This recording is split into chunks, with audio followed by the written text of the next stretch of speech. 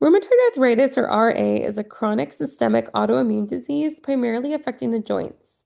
It has a prevalence of about 1% and is more common in our AMAB individuals, typically developing between 30 and 50 years of age.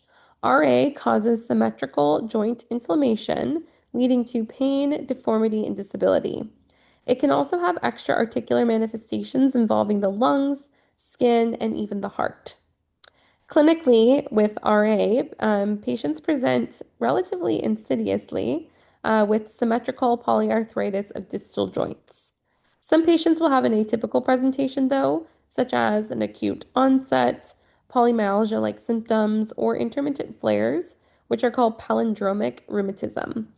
The disease course varies, but early recognition and diagnosis are key in preventing irreversible joint damage and systemic complications. Rheumatoid factor, or RF, is an autoantibody, most often IgM, that targets the Fc portion of IgG. And we can see that here in this image, the Fc portion of IgG.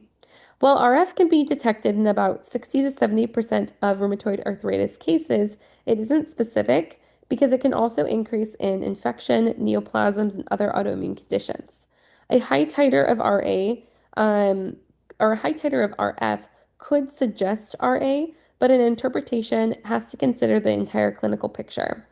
It has a 60% sensitivity and 80% specificity for rheumatoid factor testing. So it's more specific than it is sensitive.